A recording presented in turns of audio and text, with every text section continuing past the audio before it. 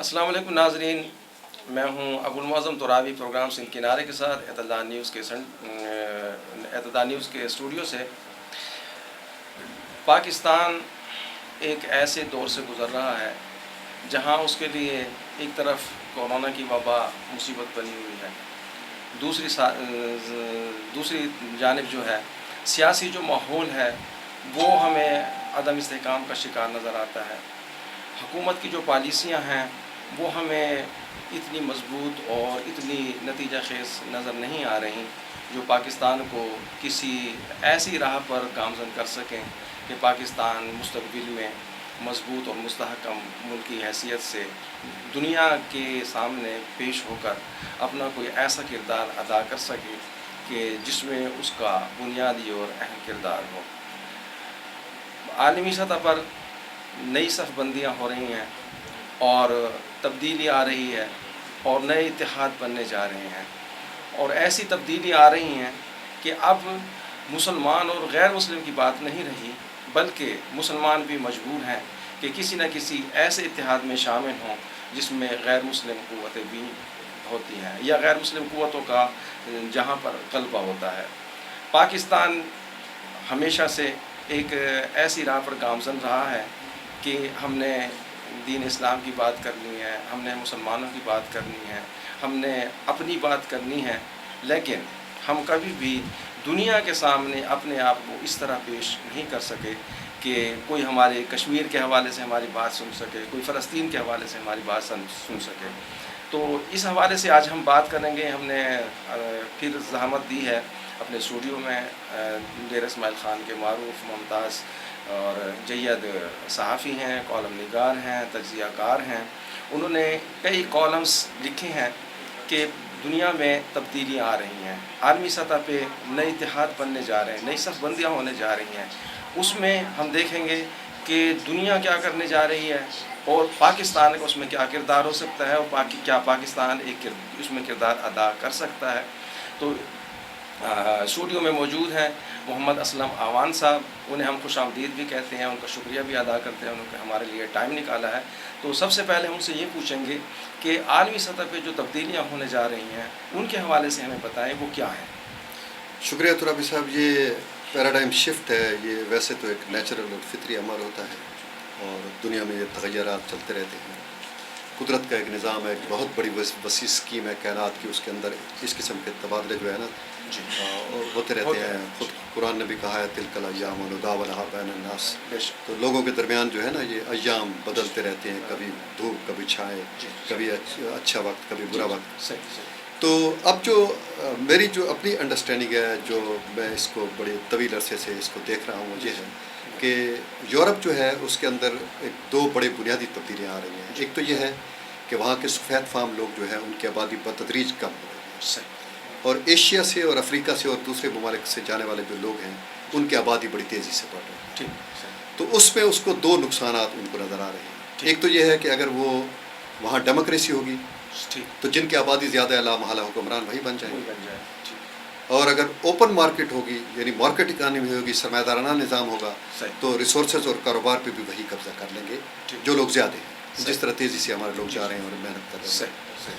تو اس وقت یورپ جو ہے وہ اس خوف میں مبتلا ہے کہ یہ دونوں چیزیں جو ہے نا اس کے ہاتھ سے نکلنے والی ہیں۔ ایک ڈیموکریسی کے راستے سے اقتدار ان کے ہاتھوں سے جانے والا ہے، اور دوسرا مارکیٹ اکانومی جو ہے اس سے سرمایہ جو ہے اور ریسورسز ان کے ہاتھ سے نکلنے والا ہے۔ اس لیے وہ اب یہ چاہتے ہیں، وہ ایک پیراڈائم شفٹ چاہتے ہیں کہ وہ ڈیموکریسی کو خیر آباد کہیں اور کوئی ایسا اتھارٹیرین نظام جیسے چین میں ہے وہ بنائیں جس میں اقتدار اور طاقت جو ہے وہ سفید فام لوگوں کے پاس ہو، اور اکانومی جو ہے ان کے نیشنلائز ہو، یعنی گورنمنٹ کا اس پر کنٹرول ہو، باہر کے جو لوگ آئیں وہ کام کاج بھی کریں، محنت مزدوری بھی کریں، اپنے لیے روزگار بھی کمائیں، ان کے لیے بھی کام کریں، ان کے کارخانوں کو بھی آباد رکھیں، ان کی رسم گاہوں کو بھی آباد رکھیں، ان کے لیے سائنٹسٹ بھی بنیں، ان کے لیے سب کام کریں، لیکن الٹیمیٹ اتھارٹی جو ہے نا ان کے پاس ہو۔ یہ ایک پیراڈائم کنٹرول ریاست کے پاس، کنٹرول ریاست کے پاس، اور اس کی وجہ یہی ہے کہ وہ کہتے ہیں کہ سفید فام کے پاس ہو، کرسچن کے پاس۔ یہ ریاست سے مراد ان کی یہ ہے۔ اچھا جس وقت ان کے ایسی کوئی صورتحال نہیں تھی تو ان کو یہ چیزیں سوٹ کرتی تھیں، اس میں انسانی آزادیاں تھی، اظہار رائے کی آزادی تھی، صحافت کی آزادی تھی، موومنٹ کی آزادی تھی، بیسک ہیومن رائٹس تھے، میگنا کارٹا تھا، فلان تھا، یہ تھا وہ تھا، یہ چیزیں ان کو سوٹ کرتی تھیں. اور اس وقت روس جو تھا یا کمیونسٹ جو بلاک جو تھا وہ بالکل اسی اینڈ پہ کھڑا تھا جس پہ آج وہ خود جانا چاہتے ہیں. یعنی وہاں اتھارٹیرین رجیمز ہوتی تھی، پارٹی ڈکٹیٹرشپ ہوتی تھی، بنیادی آزادیاں نہیں ہوتی تھی، بنیادی انسانی حقوق جو ہے وہ تابع ہوتے تھے ریاستی مفادات کے. تو اس وقت جو ہے ان کے خلاف یہ پروپیگنڈا کرتے تھے اور وہ یہ کہتے تھے کہ سرمایہ دارانہ نظام، اوپن مارکیٹ اور ڈیموکریسی جو مقبول ڈیموکریسی ہے. تو اب یہ چیزیں ان کو ایک تو سوٹ نہیں کر رہی، اس لیے ایک تو یہ وجہ ہے. دوسری بات یہ ہے کہ اس صورتحال میں، اس پیراڈائم شفٹ کے اندر، یہ جو ٹرانزٹ پیریڈ ہے اس کے اندر ان کے کولیپس ہونے کا خطرہ بھی موجود ہے. یہ کوئی اتنا آسان چیز نہیں ہے کہ وہ اٹھیں گے اور اٹھ کے اور یہ پیراڈائم شفٹ لے آئیں گے. وہاں پر لاکھوں کروڑوں اربوں لوگوں کے جو دماغ ہیں یا جو ان کے پرسپشن ہے زندگی کے بارے میں، یا جو بنیادی آزادیوں کے بارے میں ہے، یا بنیادی حقوق کے بارے میں جو ہے، یا مارکیٹ اکانومی کے بارے میں ہے، یا سرمایہ کے بارے میں، ان کو بدلنا اتنا آسان نہیں ہے. اس کے لیے ان کے پاس مختلف اسکیمیں ہیں جن پر کام کر رہے ہیں. یہ جو ایپیڈیمک تھی اس والی کرونا والی، یہ بھی اسی کا حصہ ہے اور رفتہ رفتہ کر. اچھا اس کے برعکس اب چائنا جو ہے وہ ابھر رہا ہے، اور چائنا کے ساتھ جو جڑے ہوئے لوگ ہیں، یعنی جڑے ہوئے جو مملکتیں ہیں، وہ بھی آہستہ آہستہ ترقی کر رہے ہیں معاشی طور پر، کیونکہ وہاں ان کو فیصلے کرنے میں کوئی پرابلم نہیں ہوتا ہے. ایک اتھارٹیرین رجیم ہے، ان کو لوگوں کا یا عام رائے عامہ کا ڈر ہی نہیں ہوتا. وہ اپنے لیول پر فیصلے کرتے ہیں، ان کے فیصلے درست ہوتے ہیں یا غلط ہوتے ہیں، لیکن ان کے پاس یہ اتھارٹی اور طاقت موجود ہے کہ وہ فیصلے کرتے ہیں. اور اب تک کے تجربات ان کے یہ بتا رہے ہیں کہ ان کے فیصلے ٹھیک تھے اور وہ کامیابی سے آگے بڑھتے جا رہے ہیں. اور بڑی تیزی کے ساتھ دنیا کی جو دولت ہے یا دنیا کے جو بزنس ہے اس پہ چین اور اس کے ہم نوا جو ہیں یا اس کے ساتھ جو جڑے ہوئے مملکتیں ہیں وہ جا رہی ہیں. اب پاکستان جو ہے اس کی پوزیشن بالکل اس جگہ پر بڑی اہم ہے. اسٹریٹجیکلی پاکستان جو اس کی جغرافیائی حیثیت ہے وہ اس اعتبار سے کافی اہم ہے. پاکستان جو ہے اس کا معاشی مفادات اور اسٹریٹجک مفادات وہ اس وقت خطے کے ممالک پڑوسیوں کے ساتھ جڑے ہوئے ہیں، چین کے ساتھ. اب میں آپ کو ایک چھوٹی سی مثال دیتا ہوں کہ پچھلے دنوں آپ نے دیکھا ہوگا کہ چین اور انڈیا کے درمیان ایک کشمکش ڈیولپ ہوئی لداخ میں. اصل میں وہ یہ وجہ یہ تھی کہ انڈین آرمی جو ہے وہ آہستہ آہستہ ایڈوانس کر رہی تھی اور اس کی کوشش تھی کہ ہم یہ جو سی پیک ہے، روڈ ہے جو آ رہا ہے چین سے، اس پر اپنا انفلوئنس لے جائیں اور اس کو جس وقت بھی چاہیں پھر بند کر دیں. لیکن چائنا نے اس کا بڑا سختی سے جواب دیا اور ان کو بالکل پیچھے دھکیل دیا.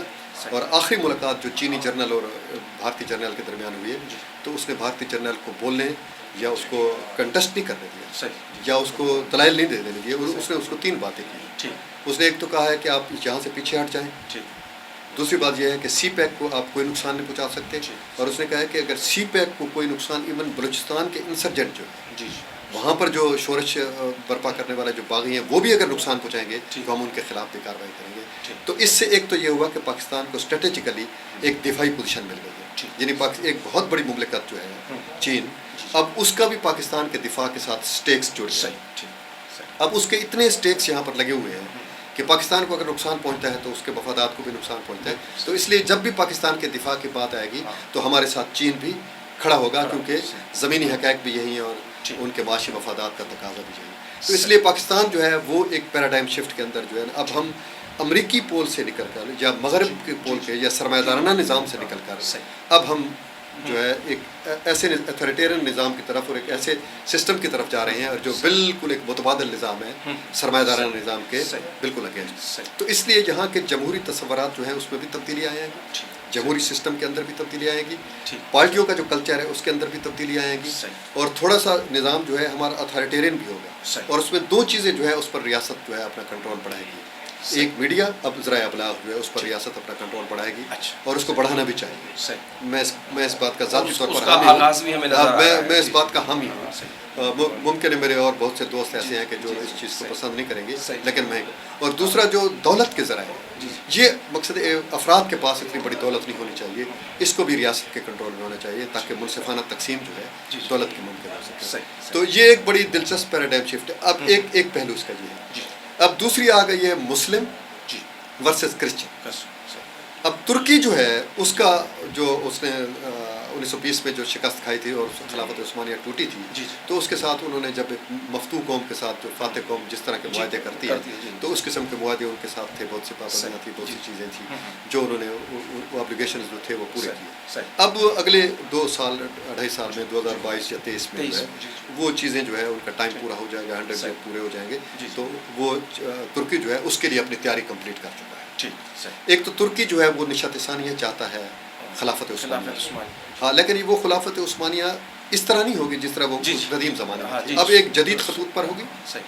और मुस्लिम ममालिक के दरमियान रिलेशन इस तरह नहीं होगा कि वो उसके कमोडिटी होंगे जी, जी। या उसके बाजगुजार होंगे जी, या जी। उसके इताअत गुजार जी, होंगे या उसका जी। रियासत कैसे होंगे, जी, जी। बल्कि उनके दरमियान एक कॉन्स्टिट्यूशनल जी, जी। सही। और एक विलफुल कोऑर्डिनेशन होगी, जैसे अमेरिका की 52 जो 51 रियासतें या United 50 States, रियासतें जी, जो हैं जी। उनके दरमियान जिस तरह है, या यूरोप के जिस तरह सही। यूरोपीय यूनियन के दरमियान जी, जिस तरह जी। की है जी। कि वहाँ पर उनको दाखिली आज़ादियाँ भी जी। हैं, मफादा जी। समाजी आज़ादियाँ भी सही, हैं, माशी सही, आज़ादियाँ भी सही, हैं, जी। वो अपने सब तहज़ीब और तमद्दन, अपने तरीक़ेकार, अपने सही। कल्चर, अपनी रवायात, उनको भी उसी तरह उन्होंने ज़िंदा रखा हुआ है जिंदा, सही। और उनके दरमियान एक मकसद हारमोनी और हमांगी भी है।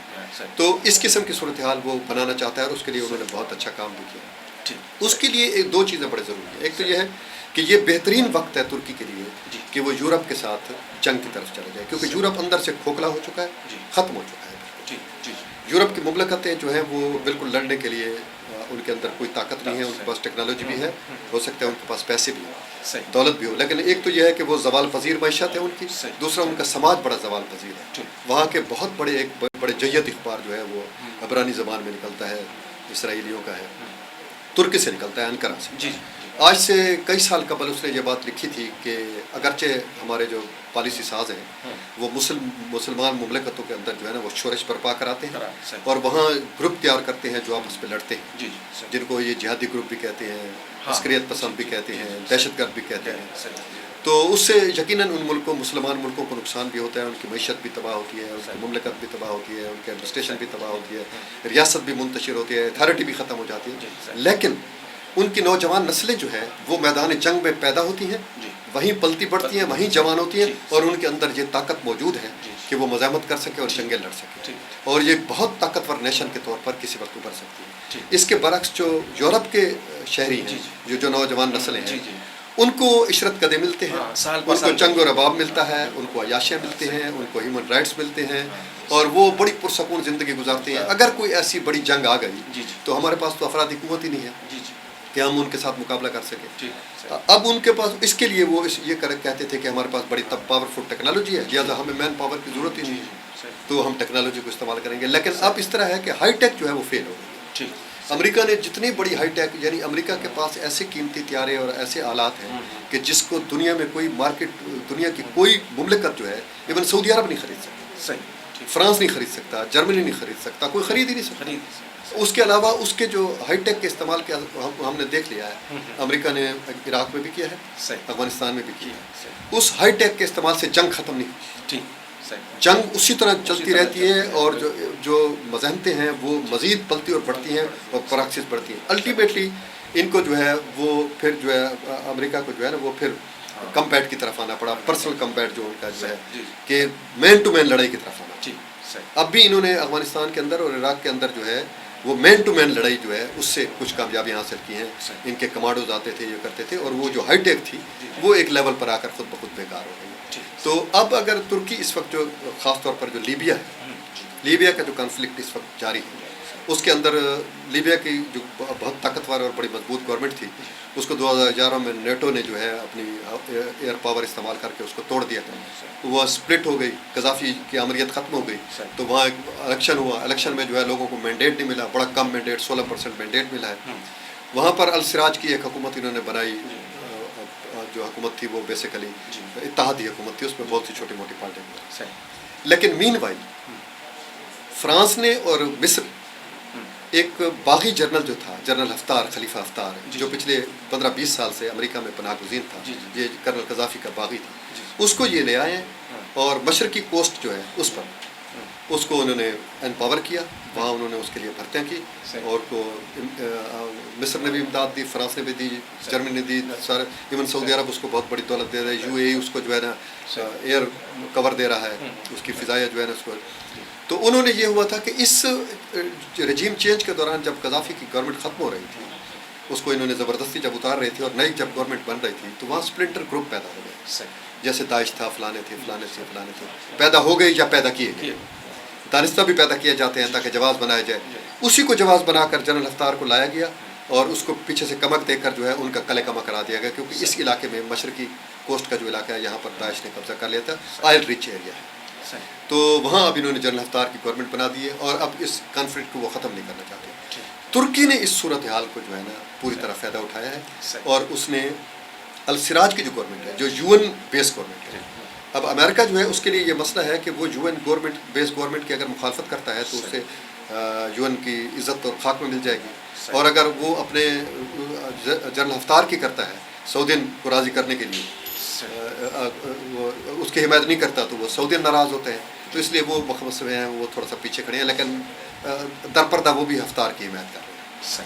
صدر بش نے صدر ٹرمپ نے اس کو فون بھی کیا ہے جنرل ہفتار کو اور اس کو اپریشیٹ کیا ہے کہ آپ نے داعش کو ختم کیا، اور فرانس بھی سارے وہ کر رہے ہیں. لیکن ترکی جو ہے وہ بڑی طاقت کے ساتھ، ترکی، قطر اور ایران، یہ انہوں نے السراج کی جو جمہوری حکومت ہے اس کو سپورٹ بھی کیا ہے تریپولی میں، اور وہاں السراج نے جو ہے نا اخوان المسلمین کو اور جتنے بھی مذہبی گروپ تھے وہاں کے ان کو اپنے ساتھ حکومت میں شریک کر دیا. اب ترکی جو ہے اس نے اپنے ڈرون بھی وہاں بھیجے ہوئے ہیں، اور پچھلے دنوں ترکی نے فرانس کی طرف سے ایک اسلحے کا لدا ہوا جہاز جو ہے وہ جنرل ہفتار کی طرف جا رہا تھا بحر روم سے، تو ترکی نے اس کو روکا ہے اور اس کو تھریٹ کیا ہے کہ اگر یہ واپس نہیں جائے گا تو ہم اس کو تباہ کر دیں گے. تو وہ واپس چلا گیا ڈر کے مارے. تو اس پر جو ہے فرانس کے صدر نے ایک بڑا تلخ جملہ کہا ہے، اس نے کہا کہ ترکی آگ سے کھیل رہا ہے. اور اسی طرح مصر کا جو جنرل سسی ہے اس نے بھی کہا ہے کہ اگر ترکی نے ریڈ لائن کراس کی تو ہم اپنی فورسز جو ہے فوج باضابطہ لیبیا میں داخل کر. لیکن ترکی جو ہے اس کو پتہ ہے اس کی اسٹریٹجک اہمیت کا کہ لیبیا اور تیونس اس پر وہ کنٹرول کرنا چاہتا ہے، اور یہی بنیادی طور پر شاہراہ ہے یورپ کی پوری سپلائی لائن کی، آئل کی سپلائی لائن کی بھی اور ڈیفنس سپلائی لائن کی بھی جو ہے. اور ترکی یہ چاہتا ہے کہ اس نے آیا صوفیہ جو ہے اس کو اس لیے اس نے اب دوبارہ مسجد بنایا ہے تاکہ وہ اپنا تضادات اور اپنی جو کشمکش ہے وہ مغرب کے ساتھ بڑھائے. اب ایک اور جو ہے چرچ کو بھی اس نے کر دیا، تو وہ ترکی بہترین موقع ہے یہ ترکی کے لیے کہ اگر اس وقت وہ یورپ کے ساتھ جنگ چھیڑ لے تو یورپ نہ جنگ لڑنے کی پوزیشن میں ہے نہ جنگ جیتنے کی پوزیشن میں ہے، تو ترکی جو ہے وہ بڑی آسانی سے جو ہے وہ فتح کر لے گا. جرمن چانسلر جو ہے اس نے بڑی خوبصورت بات کی ہے، اس نے کہا ہے کہ یہ بحر روم کے دونوں طرف جو وہ ہیں اپنا ممالک ہیں، ایک طرف یورپ ہے اور دوسری طرف مڈل ایسٹ ہے.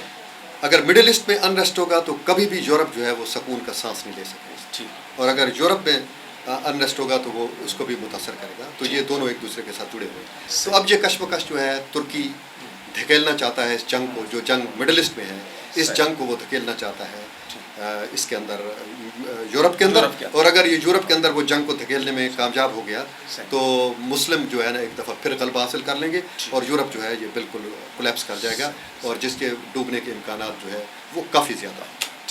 تو یہ بتائیے گا کہ پاکستان دفاعی طور پہ ایٹمی قوت بھی ہے، ہمارا جو نظام سیاست ہے وہ بھی ہمیشہ عدم استحکام کا شکار رہتا ہے، گو کہ پارلیمنٹ میں حکومت کو اکثریت بھی حاصل ہوتی ہے، اس کے باوجود بھی ہمیں حکومت جو ہے وہ ڈاواڈول ہی نظر آتی ہے. اس کے ساتھ ہی پھر جو ہماری معیشت ہے وہ انتہائی کمزور ہے، بہت زیادہ مشکلات اور مسائل ہیں، اور ہم دنیا سے قرضے لینے پر مجبور ہوتے ہیں اور قرضوں کی ادائیگی کے لیے بھی ہم قرضے لینے پر مجبور ہیں. تو پاکستان کا جو یہ سارا سسٹم ہے، کیا پاکستان کا اس میں کوئی کردار ہوگا؟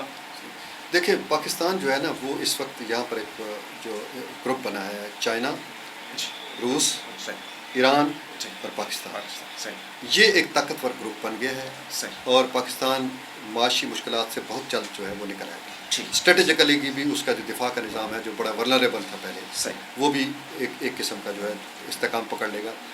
اس وجہ سے کچھ پرابلم ہمارے لیے ہے، جیسے سعودین دوست جو ہے وہ ہمارے اس وجہ سے ناراض ہیں کیونکہ ہمارا یہ جو اس بات کا امکان موجود ہے اور شبہ بھی کیا جا رہا ہے کہ ایران اور چین کے درمیان جو معاہدہ ہوا ہے چاہ بہار والا، صحیح۔ اس میں پاکستان کا رول ہے، کیونکہ اس میں صحیح، انڈیا کو جو ہے پاکستان نے آؤٹ کر دیا ہے اس سرکل سے۔ ٹھیک، صحیح، تو اس پر شبہ کیا جا رہا ہے، اور ضرور نہیں کہ اس طرح ہو، لیکن یہ ہے کہ جو ہمارے سعودین دوست ہیں وہ اس بات کا شبہ کرتے ہیں۔ تو پاکستان جو ہے وہ ایک بہتر سمت کی طرف جا رہا ہے، صحیح، یہ معاشی طور پر بھی مستحکم ہو جائے گا، سیاسی طور پر بھی مستحکم ہو جائے گا، صحیح، دفاعی طور پر بھی مستحکم ہو جائے گا، صحیح۔ اور فرسٹ ٹائم پاکستان ایک بہتر اور ایک ساورن کنٹری کے طور پر، اچھا، لیکن یہ ابھی ٹرانزٹ پیریڈ میں ہے، اس لیے ہمارے ہاں کچھ چیزوں کا لوگوں کو سمجھ بھی نہیں آئے گی، اور کچھ پرابلم بھی ہوں گے، کچھ جھٹکے بھی لگیں گے، کچھ صحیح۔ حالات بھی اس طرح کے خراب ہوں گے، انڈسٹ بھی ہوگا، صحیح۔ سیاسی بغاوتیں بھی اٹھیں گی، سماجی بھی اٹھیں گی، صحیح۔ معاشی بحرانات بھی آئیں گے، کیونکہ دنیا جو ہے جی۔ وہ ریئیکٹ تو کرے گی بہرحال۔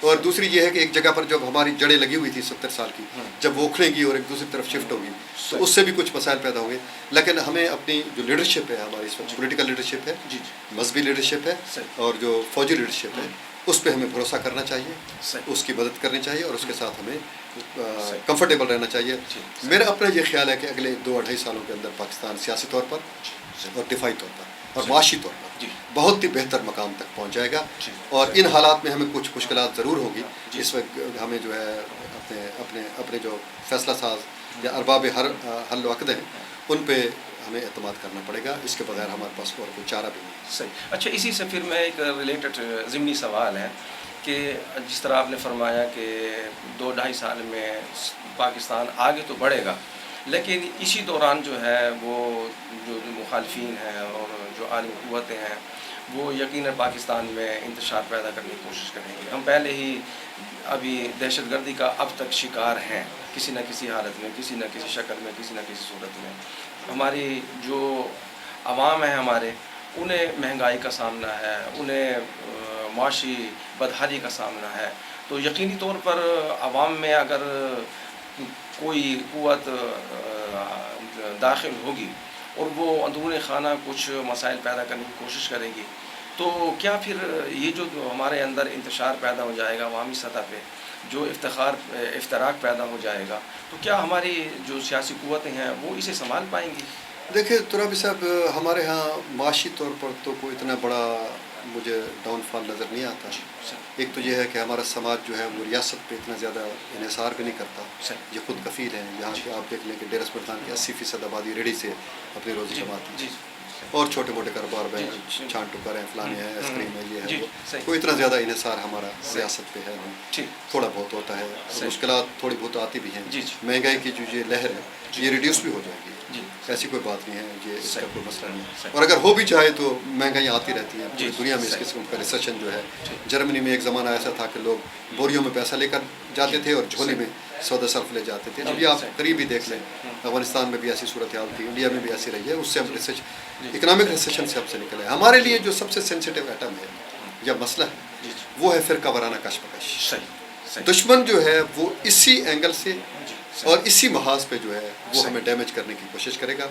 اس میں 2-3 اس کے پہلو ہیں، ایک تو شیعہ سنی کشمکش، دیوبندی بریلوی کشمکش، اچھا نسلی جو انتشار ہے، خاص طور پر جو بلوچ انسرجنٹ ہیں، پختون انسرجنٹ ہیں، سندھی انسرجنٹ ہیں، اس قسم کی جو صورتحال ہے وہ ہمارے لیے پرابلم پیدا کرے گی اور کر بھی رہی ہے، لیکن اس کو بھی ہم کنٹرول کر سکتے ہیں اگر ہماری پولیٹیکل لیڈرشپ کو کام کرنے کا موقع دیا جائے، سیاسی جماعتوں کو کام کرنے کا موقع دیا جائے۔ تو مجھے یقین ہے کہ جیسے مولانا فضل الرحمان جیسا بالغ النظر سیاستدان ہے، اور بڑے بڑے سیاستدان، میاں شہباز شریف ہے، نواز شریف ہے، آصف زرداری ہے، اور بہت سے لوگ ہیں، یہ سارے بہت اچھے لوگ ہیں، اسفندیار ولی خان ہے، سمد کا وہ جو بیٹا ہے محمود خان ہے، ہم سب، ہمارے سارے جتنے بھی لوگ ہیں یہ بہت بہتر لوگ ہیں۔ ان کو اگر تھوڑا سا ریاست ان کے ساتھ کوآرڈینیٹ کرے، ان کو اپنے قریب لائے، ان کو اپنے اپنے حلقوں میں جو ہے بھیجے، اور اگر تھوڑی سی انڈرسٹینڈنگ ہماری ہو جائے، اور خاص طور پر اب ہمارا جو آئین ہے وہ اس معاملے میں ہمارے لیے بہت بڑا قیمتی اور بڑا طاقتور میثاق ہے، اس میں کچھ تھوڑی بہت تبدیلیاں بھی کی جا سکتی ہیں اور ان چیزوں کو سیٹل کیا جا سکتا ہے۔ اور میری اپنی جو اس معاملے میں اپنی جو میری رائے ہے، اور میں ذاتی طور پر اس پہ بہت اصرار بھی کرتا ہوں، ہو سکتا ہے یہ غلط ہو، میں یہ کہتا ہوں کہ انتظامی یونٹ جو ہے پاکستان کے بڑھائے جائیں، کراچی کو الگ صوبہ بنایا جائے، بہاولپور سرائکی صوبہ، ہزارہ صوبہ، یہ صوبہ جات جو ہے نا بننے چاہیے، پٹوار صوبہ، جتنے انتظامی یونٹ زیادہ ہوں گے ہماری جو انتظامی کمانڈ ہے وہ بھی بڑھے گی، جی لوگ جو ہے ان کو شرکت اقتدار کے مواقع بھی ملیں گے، ہوں، ریسورسز کی منصفانہ تقسیم بھی ہوگی، صحیح، اور جو انتظامی اتھارٹی ہے جی اس کی جو طاقت ہے وہ 10 گنا 12 گنا بڑھ جائے گی. آپ دیکھ لیں کہ صحیح، انڈیا کے پاس جو پنجاب کا حصہ گیا ہے وہ ہم سے چھوٹا تھا، ٹھیک، ہمارے پنجاب سے چھوٹا تھا، جی انہوں نے اس سے 3-4 صوبے نکال دیے. صحیح، اب ہمارا پنجاب جو ہے وہ اسی طرح کھڑا ہے. صحیح، تو اس لیے میرا اپنی یہ رہے ہے کہ سرائکی صوبہ بنایا جائے، بھاولپور صوبہ بنایا جائے، کراچی صوبہ تو بہت ضروری ہے. جی صحیح، آپ دیکھ لیں دلی صوبہ بن گیا ہے، کراچی جو ہے جی، جی، کراچی کی کے پی سے زیادہ آبادی ہے، صحیح، بلوچستان سے زیادہ آبادی ہے صرف کراچی. صحیح، اب کراچی کے جتنے بھی مسائل ہیں اس کا حل یہی ہے جی، کہ کراچی کو الگ صوبہ بنایا جائے. ٹھیک، حیدرآباد کراچی کو ملا کے صوبہ بنایا جائے. میں سوشل میڈیا پر بھی اس کی کمپین کر رہا ہوں، صحیح، اور میں اس پروگرام کی وساطت سے بھی تمام دوستوں سے درخواست کروں گا کہ یہ صوبہ مہاجروں کا نہیں ہے، جی، یہ ہمارا صوبہ ہے. صحیح، صحیح، ایسے جیسے پنجاب بھی ہمارا صوبہ ہے، جی جی بالکل، بلوچستان بھی ہمارا صوبہ ہے، صحیح، سندھ بھی ہمارا صوبہ ہے. صحیح، تو یہ کراچی جو ہے یہ مہاجروں کا صوبہ نہیں ہے. صحیح، وہاں مہاجروں سے زیادہ آبادی ہے، پٹھانوں کی اور جی، جی، سندھیوں کی اور پنجابیوں کی اگر آبادی کو ملا دو تو وہ مہاجروں سے زیادہ ہے صحیح، مجموعی طور پر. جی صحیح، اور کراچی کو صوبہ بنانا چاہیے، یہ پاکستانیوں کا صوبہ ہے، صحیح، اس میں ہم سب جائیں گے، ہم سب رہیں گے، کوئی کسی کو روک نہیں سکتا. جس طرح ہمارے صوبے پنجاب میں آپ دیکھ لیں ہزاروں لاکھوں کروڑوں پٹھان رہتے ہیں، سندھی رہتے ہیں، بلوچی رہتے ہیں، کوئی کسی کو نہیں روک سکتا. تو صوبہ جو ہے یہ کوئی ملک نہیں ہوتا کہ آپ اس کو بنا کے کہہ دیں گے کہ اس پہ کوئی نہیں جا سکتا. وہ ایک انتظامی یونٹ ہوتا ہے. جی جی تو انتظامی یونٹ جو ہے وہ زیادہ سے زیادہ ہونے چاہیے. یہ بڑا ضروری ہو گیا ہے کیونکہ آج کل سسٹم ایسا بن گیا ہے، آبادی بہت بڑھ گئی ہے پاکستان کی، 22 کروڑ سے بھی زیادہ آبادی ہے، 25-26 کروڑ کی پاکستان کی آبادی ہے. کراچی کی آبادی 3 کروڑ سے بڑھ گئی ہے. تو اتنی آبادی کا ایک شہر آپ کیسے سنبھال سکتے ہیں؟ دنیا کا کوئی ملک بھی نہیں، امریکہ نہیں سنبھال سکتا یہ. تو کراچی کو الگ صوبہ بنانا چاہیے، اس کے شہر ڈسٹرکٹ بھی ہونی چاہیے، اور اس مسئلے کا یہ حل ہے. اور ہمارے علماء کرام نے جو پچھلے دنوں میں جو کردار ادا کیا ہے، خاص طور پر میں مولانا رفیع عثمانی، مولانا تقی عثمانی، مولانا فضل رحمان اور بہت سے لوگوں کا یہ جو بہت ہی اپنا ایپیڈیمک کے زمانے میں بھی اور اب محرم کے دنوں میں، تو میں بہت اپریشیٹ کرتا ہوں. شیعوں کے بعض علماء جو ہے انہوں نے بھی بہت پازیٹیو رول ادا کیا ہے. کچھ ہوئی ہیں دونوں طرف سے چیزیں، تلخیاں بھی ہوئی ہیں، لیکن وہ اتنی بڑی نہیں تھی. جو جید اور بڑے علماء کرام ہیں جیسے مولانا طارق جمیل صاحب ہیں، یا تقی عثمانی ہیں، مفتی منیب الرحمان صاحب ہیں، مفتی منیب الرحمان صاحب ہیں، مولانا فضل رحمان خاص طور پر بہت اہم ہے اس حوالے سے کیونکہ اس کی پولیٹیکل فالوئنگ بہت زیادہ ہے. تو اس طرح شیعوں کے بہت اچھے علماء میں نے دیکھے ہیں، انہوں نے بڑی پازیٹیو بات کی ہے. علامہ ساجد نقوی صاحب نے بھی بہت پازیٹیو بات کی ہے. تو مجھے نہیں لگتا کہ ہم دشمن جو ہے ہمارے اس اتحاد کو توڑ سکے گا. ہمارے لوگوں کے اندر اتنا پوٹینشل، اتنی دانش اور اتنی اجتماعی وزڈم کو استعمال کرنے کی اتنی صلاحیت موجود ہے کہ ہم ان حالات کا مقابلہ کر کے انشاءاللہ تعالیٰ اس بحران سے نکل جائیں گے. صحیح. اچھا، آخری سوال یہ کہ خیال یہ کیا جا رہا ہے کہ یہ جو ہم نیا اتحاد میں ہم شامل ہونے جا رہے ہیں تو اس کا مطلب یہ ہے کہ ہم امریکہ کے اثر سے نکل کے ہم چین کے زیر اثر آ جائیں گے. کیا ایسا ہی ہوگا کہ جس طرح ہمیں امریکہ استحصال کا شکار رکھتا ہے تو پھر کیا چائنا بھی ہمیں اسی طرح استحصال کا شکار رکھے گا؟ نہیں، اس کو اس طرح آپ نہیں دے سکتے. دیکھو امریکہ جو تھا، امریکہ ایک بہت بڑی استحصالی طاقت تھی، اور وہ ہمارا پڑوسی بھی نہیں تھا، اور اس کا ہمارے ساتھ جو تعلق تھا وہ صرف اور صرف دفاعی تھا. صحیح. یعنی وہ ہماری دفاعی قوت کو اپنے مقاصد کے لیے استعمال کرتا تھا، اور پورے جنوبی ایشیا اور ادھر ادھر جتنے بھی معاملات تھے، اور ہمیں وہ ہر وقت ٹیگٹران رکھتا تھا تمام ملک پڑوسی ملکوں کے ساتھ، افغانستان کے ساتھ، ایران کے ساتھ، انڈیا کے ساتھ، اور ایون چین کے ساتھ بھی وہ کوشش کرتا رہا ہے. لیکن چینی قیادت بڑی دانشمند تھی اور انہوں نے چیزوں کو جو ہے وہ سنبھالا. تو اب یہ ہوگا کہ ایک تو یہ ہے کہ ہمارے پڑوسیوں کے ساتھ جب حالات ہمارے ٹھیک ہو جائیں گے تو دور کے لوگوں کے ساتھ اگر ہمارے اختلافات اور دشمنیاں ہوں بھی صحیح تو اس کا امپیکٹ ایک تو اور نہیں ہوگا. دوسرا یہ ہے کہ چین جو ہے اس کے ساتھ ہمارے چین کبھی ہمیں ایک تو نقد امداد نہیں دیتا، جیسے امریکہ نقد دیتا تھا جو ضائع ہو جاتی، وہ ہمیں پروجیکٹ دیتا ہے. اب سی پیک پروجیکٹ ہے، اس نے کوئی نقد تو دیا نہیں. اور بہت سے خاص طور پر جو انفراسٹرکچر جو ہے وہ پوری دنیا میں سب سے بڑی انویسٹمنٹ جو ہے اس کی انفراسٹرکچر پہ ہوگی. جیسے ایران کا انفراسٹرکچر، عراق میں، اس طرح عرب ممالک میں بھی پوری دنیا میں وہ انفراسٹرکچر بڑھا رہے جس میں سڑکیں ہیں، روڈ ہیں، ریلوے لائنیں ہیں، بجلی کا نظام ہے، ڈیم ہیں اور چیزیں. تو یہ ایک قابل عمل چیز ہے، اس سے ہمیں کوئی ایسی نقصان. دوسری بات یہ ہے کہ چینی جو ہے وہ اس طرح کا ان کا مزاج ہی نہیں ہے. وہ بڑے پیسو لوگ ہیں، یعنی وہ اندر کی طرف سفر کرتے ہیں، انٹروورٹ ہیں. وہ جہاں بانی کا ان کو شوق نہیں ہے، وہ پیور کاروباری لوگ. وہ کاروباری تعلق رکھتے ہیں. ان کا تعلق جو ہے وہ اس طرح کا نہیں ہے جس طرح امریکن جو ہے وہ تو اپنے آپ کو سیویئر آف دی ورلڈ کہتے ہیں. وہ کہتے ہیں کہ ہم دنیا کے محافظ ہیں اور پوری دنیا ہمارے کنٹرول میں. اور وہ اپنی تہذیب اور تمدن زبردستی دنیا کو دیتے ہیں اور وہ اپنی مرضی کے مطابق چاہتے ہیں کہ لوگ ہماری مرضی کے مطابق اور مملکتیں ہماری مرضی کے مطابق جئیں. حکمران کو فلانے کو ہٹا دو, فلانے کو بٹھا دو, فلانے کو یہ کرو. تو چائنا جو ہے وہ اس قسم کا نہیں ہے. وہ کہیں نہ اپنی تہذیب دیتا ہے, نہ اپنا نظریہ دیتا ہے, نہ اپنے انقلاب کو امپورٹ کرتا ہے. اور پاکستان جو ہے اس کی مجبوری ہے. پاکستان کا ایج ہے, یعنی سی پیک جب ہمارے پاس ہوگا تو یہ سسٹم تو دفاعی مقصد ہے ہمارے کنٹرول میں ہے. تو وہ تو ہمیں نقصان نہیں دے سکتے. اگر ہم چاہیں تو ان کے سسٹم کو روک سکتے ہیں. تو اس لیے ایسی کوئی بات نہیں ہے. پڑوسی ملکوں کے ساتھ ہمارے بہتر تعلقات ہونے چاہیے. اور دنیا اب ایک بہت عجیب و غریب صورتحال پکڑ رہی ہے. آئی ٹی کا زمانہ ہے. اب حالات بالکل وہ رہیں گے بھی نہیں. ریلیشن شپ بھی بدل گئی ہے. پولیٹیکل جو سسٹم ہے وہ بدل گئے ہیں. اسٹیٹ کرافٹ کا جو نظام ہے وہ بدل گیا ہے. کلچر اور تہذیب جو ہے وہ بدل گئی ہے. رویے بدل رہے ہیں. کمیونیکیشن کے مینز بدل گئے ہیں. تو اس لیے چیزیں اس طرح ہوں گی نہیں جس طرح ہمارے دماغوں کے اندر پرانے پرسیپشن کھڑے ہیں اور جس طرح کی سازشی تھیوریاں ہمارے اندر کھڑی ہیں وہ ایسے نہیں ہوگا. لیکن یہ بڑی خوش قسمتی ہے کہ پاکستان پچھلے 70 سال سے عملاً جو امریکہ کی غلامی میں تھا, اگرچہ یہ غیر اعلانیہ تھی, یہ اس سے نکل رہے ہیں. اور اس میں کریڈٹ دیتا ہوں اپنے دفاعی اداروں کو. انہوں نے بہت اچھی پلاننگ کر کے امریکی جو ہے جو استیلا ہے اس کے پنجوں سے اپنے مملکت کو نکال کر ایک آزاد اور ایک خود مختار اور ایک ساورن کنٹری کے طور پر ہمیں لے آئے ہیں. اس میں ہمارے سیاستدانوں کا رول یقیناً ہے. اس میں پوری قوم کا کردار بھی ہے.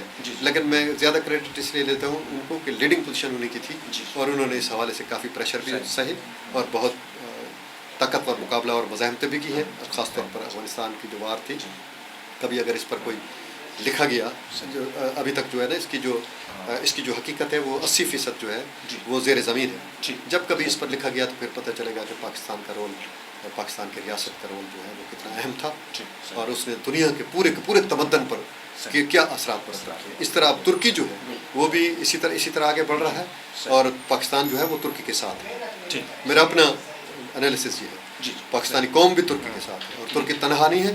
پاکستان کی پوری دفاعی طاقت جو ہے وہ ترکی کے پشت پہ ہے اور انشاءاللہ تعالیٰ جب بھی آزمائش کا وقت آئے گا تو مجھے امید ہے کہ تمام مسلم ممالک ایون سعودی عربیہ اور UAE بھی اور یہ بھی سب اکٹھے ہوں گے.